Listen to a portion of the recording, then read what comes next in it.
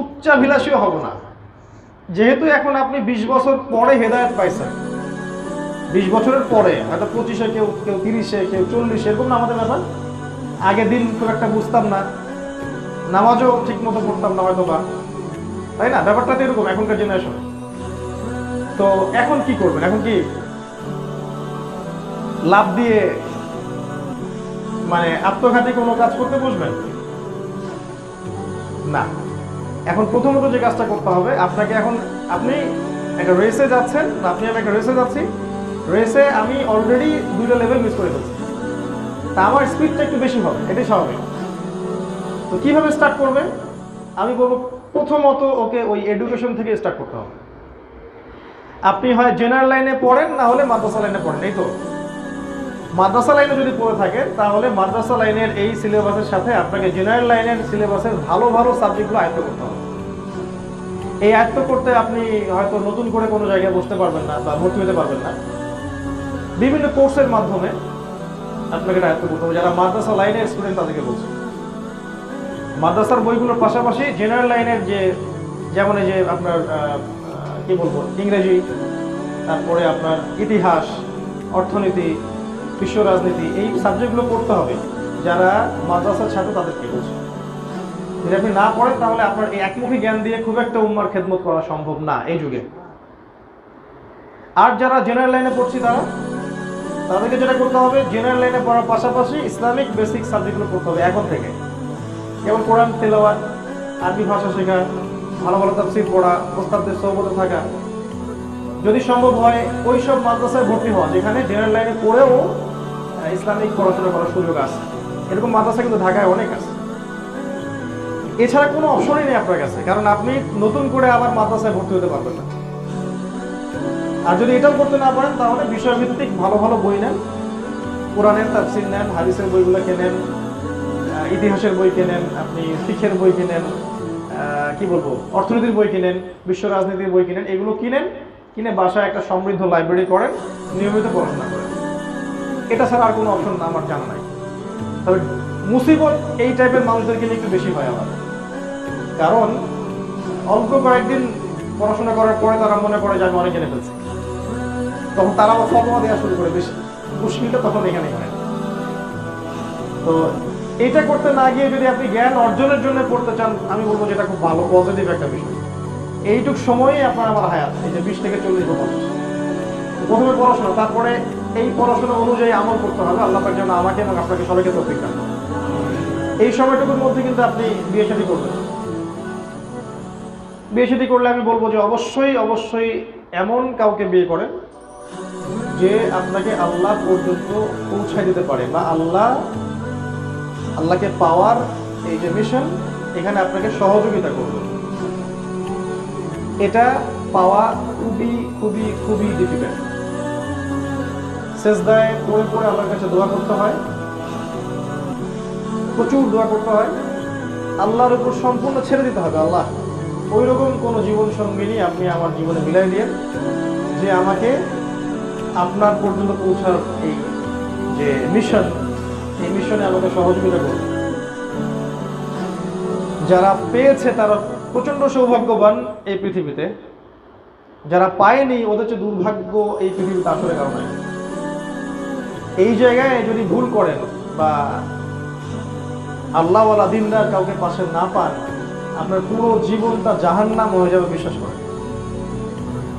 আর যদি এমন কাউকে পান যে মাশাআল্লাহ আয়েশা রাদিয়াল্লাহু আনহার মতো, খাদিজা রাদিয়াল্লাহু আনহার মতো আপনাকে ব্যাকআপ দিচ্ছে, সাপোর্ট দিচ্ছে, আপনার জীবনটা হয়ে যাবে জান্নাত। আলহামদুলিল্লাহ, এই জায়গায় বলতে পারি যে আলহামদুলিল্লাহ, আল্লাহ পাক আমাকে জান্নাতে রাখছে। এবং যার কিছু প্রমাণ আপনারা দেখছেন অনলাইনে। আমি কারোর মধ্যে কোনো ডিফার করতে চাই না, এক একজনের মর্যাদা এক এক রকম থাকে। মায়ের মর্যাদা, মায়ের প্রতি ভালোবাসা, বোনের মর্যাদা, বোনের প্রতি ভালোবাসা, স্ত্রীর মর্যাদা, তার প্রতি ভালোবাসা, কন্যা সন্তানের মর্যাদা, তার প্রতি ভালোবাসা, এগুলো কি পার্থক্য করার বিষয়? যদি কেউ বলে যে তুমি তোমার বোনকে মায়ের চেয়ে বেশি ভালোবাসো, এই ব্যক্তিকে কি বলবেন আপনি? মাকে ভালোবাসি তার জায়গায়, সর্বোচ্চ জায়গায়। বোনকে স্নেহ করি তার জায়গায়, সর্বোচ্চ জায়গায়। ঠিক একই ব্যাপার আপনার মেয়ের ক্ষেত্রে, আপনার স্ত্রীর ক্ষেত্রে।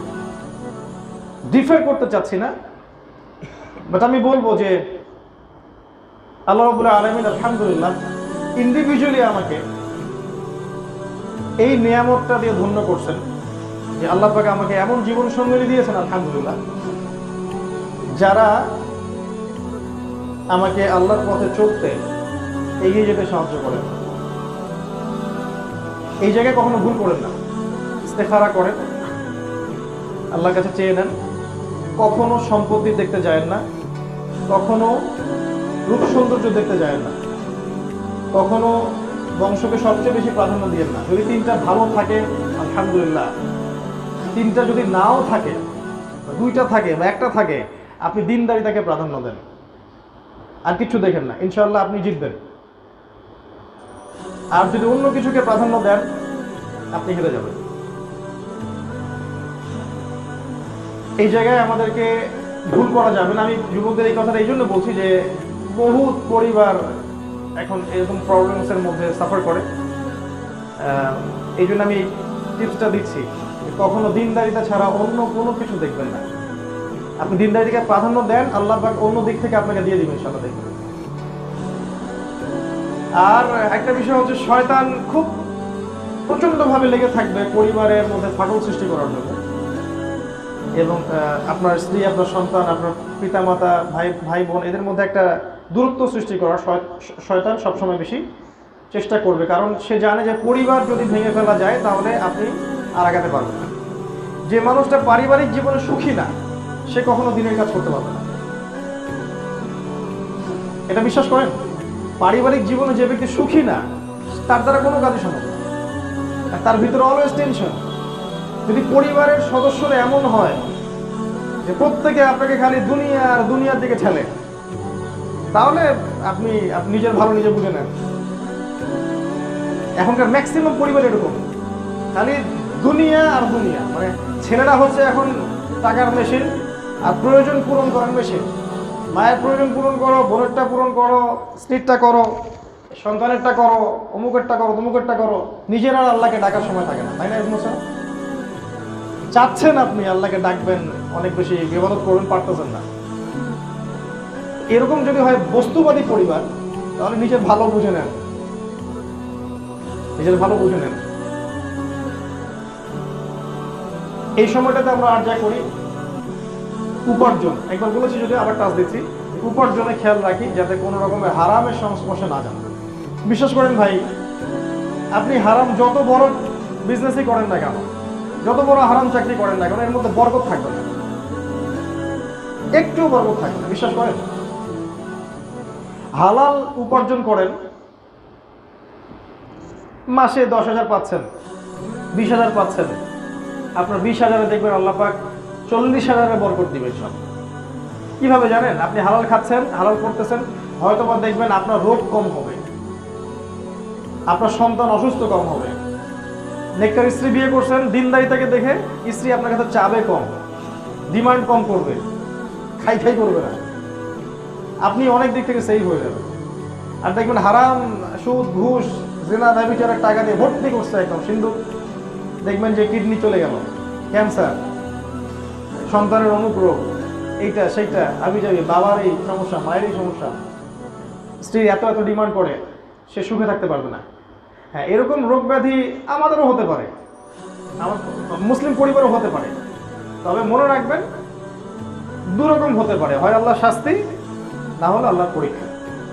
আল্লাহ পাক মুমিনদেরকে শাস্তি দিবেন না, আল্লাহ পাক মুমিনদেরকে পরীক্ষা করবেন।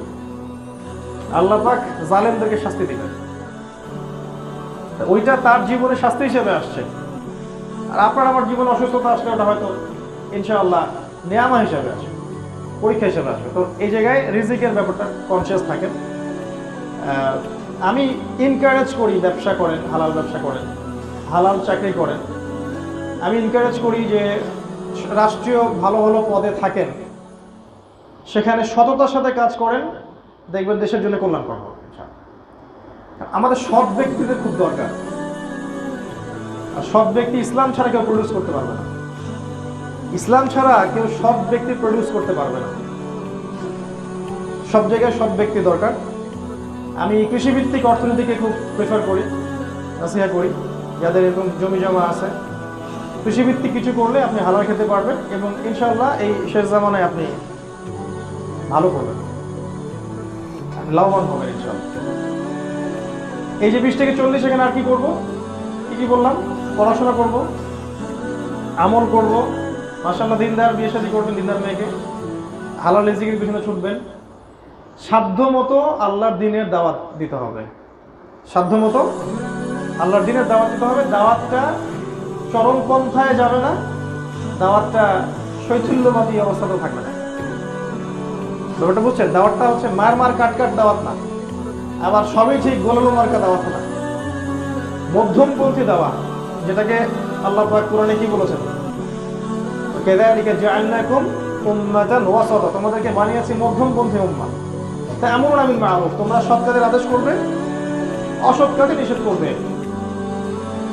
আমাদের দেশের মানুষ কোরআনই পড়তে জানে না, তাকে যদি আসলে বড় বড় বিষয়গুলো বোঝানো হয়, এটাও এক প্রকারের আমাদের আসলে মানে কাজটা ঠিক হচ্ছে না, আমার কাছেও মনে হয় আর কি। মানে দেখা গেল অনেক কঠিন কঠিন কিছু লেকচার দিয়ে ফেললাম, আসলে যাদের সামনে দিলাম তারা কোরআনই পড়তে জানে না, বা হয়তো নামাজও ঠিক মতো পড়তেছে না, ইসলামের বেসিক জিনিসই বোঝে না। এটা আমাদের ব্যর্থতা, এটা ইসলামের ব্যর্থতা না। অন্য কান্ট্রিতে আপনি গিয়ে হাইথটের কথাগুলো বলে তারা রিসিভ করতে পারে। বাংলাদেশের মানুষ বেশিরভাগ কোনো সময় পারে না। কেন? আমরা পারতেছি না কেন? কারণ আমাদের বেসিক পড়াশোনা অনেকটা গ্যাপ আছে, এই জন্য ওইগুলো ধরতে পারতেছে না। এই জন্য আমাদেরকে আবার ওই শুরু থেকেই শুরু করা দরকার। তাওহীদ থেকে শুরু করেন, দাওয়া দেয়া, সুন্নাহ লাইফস্টাইল, কোরআনের দিকে মানুষকে নিয়ে আসা, সুন্নতের দিকে নিয়ে আসা, নামাজের দিকে নিয়ে আসা, আমর বিল মারুফ নাহি আনিল মুনকারের কাজ করা, এভাবে দাওয়াতি কাজ আপনি সাধারণত করবেন। এই দাওয়াতি কাজের জন্য স্কলার মানে অনেক বড় স্কলার হওয়ার কোনো প্রয়োজন আমি দেখি না। অনেক বড় স্কলার হয়েই দাওয়াতি কাজ করতে হবে এমনটা শর্ত আসলে কোথাও নাই। মানে যতটুকু দিচ্ছি এটা সম্পর্কে আমার ভালো ধারণা আছে কিনা, এটা হচ্ছে মূল কথা। ধরেন আপনি সালাতের দাওয়াত দিচ্ছেন, নামাজ সম্পর্কে আপনার পূর্ণাঙ্গ ধারণা থাকলে আপনি নামাজের দাওয়াত দিতে পারেন। আপনি যাকাতের দাওয়াত দিচ্ছেন, আপনি কোরআন তেলাওয়াত মানুষের শেখাবেন, কোরআনের দিকে ডাকার দাওয়াত দিচ্ছেন, এই বিষয়গুলো সম্পর্কে আপনার যদি ভালো ধারণা থাকে তা আপনি এটুকু দাওয়াত দিতেই পারেন। যেটা সম্পর্কে ধারণা নাই এটা সম্পর্কে কথা বলারও দরকার নেই, এর চেয়ে বরং চুপ থাকাই ভালো। এতে কি হবে? চুপ থাকলে উম্মার উপকার আছে, ক্ষতি নাই। আমি নিজেও নিজেকে এখন অনেক মানে প্রশ্ন করি বা ইসলাম সংশোধনের জন্য আত্মসমালোচনা করি যে আমার মনে হয় যে আমার আরো 10 বছর পড়াশোনা করা দরকার মিনিমাম, তারপরে মিম্বরে ওঠা উচিত। কারণ এত হিউজ ইসলাম পড়াশোনা যে আসলে আমি মনে করি যে আমি 5-10%ও জানি না। নিজের কথা বলছি, আর নিজের সাথে অনেস্ট থাকা দরকার। তাহলে পড়াশোনা করতে হবে, পড়াশোনা করতে থাকবো, যখন যেটা জানবো সেটা মানুষকে জানাবো, এবং সেটা মধ্যম পন্থায় হতে হবে। দাওয়ার কাজ করলে এতে ইসলামের উপকার আছে। দাওয়াতের কাজ যদি আমরা না করি তাহলে ইসলাম ক্ষতিগ্রস্ত হবে, ইসলাম বিরোধী শক্তিগুলো জয়ী হয়ে যাবে। এই সময়টা আর কি করতে পারি? এই সময়টা ফিজিক্যালি স্ট্রং থাকার চেষ্টা করা যায়। ভালো খাবার খান, ফিজিক্যালি স্ট্রং থাকেন, ব্যায়াম করেন, পরিশ্রম করেন, কায়িক শ্রম করেন। কৃষিভিত্তিক ইকোনমির কথা বললাম, যেগুলো রিয়েল সম্পদ সেগুলো সঞ্চয় করেন। রিয়েল সম্পদ, যে সম্পদগুলোর দাম বাড়তে থাকে কখনো কমে যায় না, এগুলো সঞ্চয় করেন আগামী প্রজন্মের জন্য, আপনার ভবিষ্যতের জন্য। এই কাজগুলো করে আপনি যখন বার্ধক্যে যাবেন, এই মানে আমি বলতে চাচ্ছি যৌবনের ফুল ইউটিলাইজড আপনাকে করতে হবে। পড়াশোনা, ইবাদত, ভালো পরিবার গঠন, বিয়ে শাদী, সন্তান মানুষ করা সব কিছু এই যৌবনের মধ্যেই করে ফেলতে হবে, এই 20 থেকে 40 বা 50। এরপরে যে বার্ধক্য বয়সটা থাকবে এটা কেমন হবে জানেন? আমি একটা বই পড়েছি, নামটা এখন মনে করতে পারতেছি না, যে যৌবনকালে যার অ্যাটিটিউড যেমন থাকে আল্লাহ পাক তার বার্ধক্যটা ঠিক ওই রকম করে দেন। খেয়াল করে দেখবেন, যৌবনকালে খুব পাপী ছিল, দেখুন বুড়া বয়সে কেউ জেনা করতেছে, দেখেন নাই জিনিসগুলো? যৌবনকালে সারাদিন ওই যে মুভি টুভি হাবি জাবি দেখে সময়টা নষ্ট করতো, তাস খেলতো, জুয়া খেলতো, স্মাগলিং করতো, মাদক নিত, বার্ধক্যে গিয়েও সে এটা ছাড়তে পারেনি। আর খুব কম মানুষ দেখা যায় বার্ধক্যে হেদায়েত পেয়ে যায়। 1 কিলো দিয়ে আসলো, মনে করলো যে আমি তো হেদায়েত পেয়ে গেছি, মাশাআল্লাহ আমার সবগুলো মাফ। আগে যে সারা জীবন সুদ খেলেন এবং অনেক মানুষের রক্ত চুষে খাইছেন, তো আপনারটা না হয় বুঝলাম যে আল্লাহ মাফ করে দেবো। অন্য মানুষের যে হক, অনেক মানুষের যে আবার টাকা পয়সা মেরে খাইছেন, দেন নাই, এটা কি হবে? বোনের জমিটা তো ফেরত দেন নাই। পাগড়ি পড়লে, দাড়ি টুপি জুব্বা পড়লেই তো সব হয়ে যায় না। আগের বিষয়গুলো ক্লিয়ারিফাই করতে হবে না? ঋণ পরিশোধ করতে হবে, অন্যের হক শোধ করতে হবে, অন্যের কাছে অন্য কিছু পেয়ে থাকলে ওটা ফেরত দিতে হবে, এমনকি কাউকে কষ্ট দিয়ে থাকলে মাফ নিতে হবে। তারপরে ক্লিয়ারিফাই হতে হবে, পরিশুদ্ধ হতে হবে, পিউরিফাই হবে, তার আগে না। নিজের সাথে জড়িত পাপ, মানুষের সাথে জড়িত পাপ, দুইটা পাপ হয়। সরি, আল্লাহর সাথে জড়িত পাপ আর মানুষের সাথে জড়িত পাপ। যদি আল্লাহর সাথে জড়িত পাপ হয়ে থাকে, আল্লাহ চাইলেই ক্ষমা করতে পারে। মানুষের সাথে জড়িত পাপ হলে মানুষের কাছেই মাফ নিতে হয় বা পরিশোধ করে দিতে হবে। তো আমি বলছিলাম যে বার্ধক্যটা এমন হয়, সাধারণত যৌবনটা যেমন হয়, যৌবনটা যদি আমরা ইসলামের সর্বোচ্চ প্রয়োগ করতে পারেন, বার্ধক্য ভালো হবে। আপনি সুস্থ থাকবেন, রোগ ব্যাধি ইনশাল্লাহ আমাদের কম হবে, ইনশাল্লাহ দেখবেন ওই বয়সেও আপনি ছুটতে পারেন। আমি অনেক স্কলারকে দেখেছি যে 70+ বয়স হয়ে গেছে, এখনো তার মানে প্রাণপণ দাওয়াতি কাজ ছুটে বেড়ায়। এইখানে মসজিদে বয়ান করতেছে, ওইখানে চিল্লা দিচ্ছে, ওইখানেই করতেছে, থেমে থাকতে পারে না, কারণ যৌবনের ট্রেনিংটা ওরকম ছিল। অনেকে তো এক দেশ থেকে আরেক দেশ সফর করে বেড়াচ্ছে।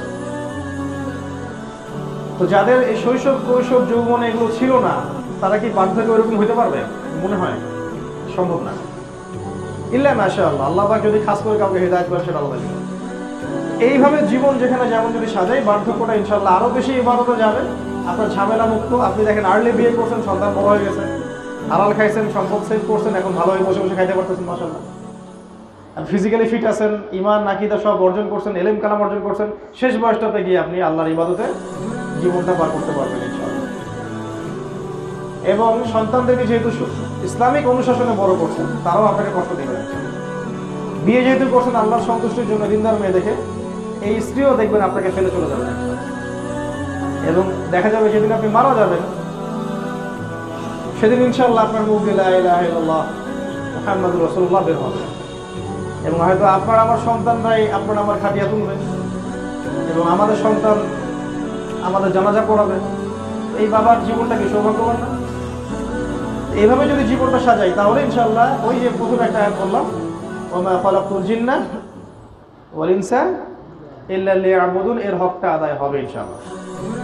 আজকে আমরা আল্লাহর কাছে দোয়া করতেছি, আল্লাহ পাক যেন আমাদের সবাইকে সূরা জারিয়াতের এই 56 নম্বর আয়াতের উপর আমল করার তৌফিক দান করেন। আমাদেরকে মানে আমরা যা বললাম এটার উপর আমল করার তৌফিক দান করেন। আমাদের শৈশব, আমাদের বাচ্চাদের শৈশবটাকে যেন ইসলামিকভাবে গড়ে তুলতে পারি, সেই তৌফিক দান করেন। আমাদের মধ্যে যারা কৈশোরে আছে, কৈশোরটাকে যেন ইসলামিক কৈশোরে পরিণত করতে পারে, সেই তৌফিক দান করেন। আমরা বেশিরভাগই এই যৌবনে আছি, এই যৌবনটাকে যেন আমরা আমাদের লেখাপড়া, আমাদের ইবাদত, আমাদের আমল আকীদা আখলাক, উত্তম চরিত্র, উত্তম পরিবার, হালাল অর্থনীতি, এগুলোতে সাজাতে পারি। এই তৌফিক আল্লাহ পাক যেন আমাদের সবাইকে দান করেন। এবং আল্লাহ পাক আমাদের বার্ধক্যটা যেন সুন্দর করেন, আল্লাহুম্মা আমিন। আমাদের হায়াতে নেক হায়াতে বারাকা দান করেন, আমাদের স্ত্রী সন্তানে বারাকা দান করেন। আল্লাহ পাক আমাদের দৃশ্য অদৃশ্যের সব বালা মুসিবত বিপদ আপদ থেকে আল্লাহ পাক যেন হেফাজত করেন। আমাদের মধ্যে যারা মারা গেছেন, আল্লাহ পাক সবাইকে যেন মাফ করে দেন। আমাদের মধ্যে যারা অসুস্থ আছে, আল্লাহ পাক সবাইকে যেন সুস্থ করে দেন। এই দোয়াগুলো করে আমি আজকের মতো সংক্ষিপ্ত এই বয়ান শেষ করছি। ইনশাআল্লাহ আগামীতে আল্লাহ চায় তো আপনাদের সাথে আমার কথা হবে ইনশাআল্লাহ। আমরা সবাই একে অপরের জন্য দোয়া করবো। স্পেশালি আমি খুব করে নিজের জন্য দোয়া চাচ্ছি যে আমার এখনো আরো কিছু পড়াশোনা বাকি আছে, ইনশাআল্লাহ এইগুলো যেন আমি সুন্দর মতো কভার করতে পারি, এই দোয়াটা করবেন। এবং আল্লাহ যেন উম্মার খেদমত করার তৌফিক দান করেন, এই দোয়া করবেন। নিরাপদে রাখেন, নিরাপত্তা দান করেন, এবং আমি যেন জানা অনুযায়ী আমল করতে পারি, এই দোয়াটা করবেন। আগামী দিনে যেন আমরা উম্মার কল্যাণে আমাদের সাধ্যমতো চেষ্টা করতে পারি, যাতে আমাদের মুসলিম উম্মা, আমাদের দেশ, আমাদের জাতি, আমাদের সব কিছু যেন খায়ের পায়, আমাদের কাছে কল্যাণ পায়, অকল্যাণ না পায়। আল্লাহ তাআলা আমাদেরকে তৌফিক দান করতে পারে। দোয়া করি সুবহানাকা আল্লাহুম্মা ওয়া বিহামদিকা আশহাদু আল্লা ইলাহা ইল্লা আনতা আস্তাগফিরুকা ওয়া আতুবু ইলাইক। আসসালামু আলাইকুম ওয়া রাহমাতুল্লাহি ওয়া বারাকাতুহু।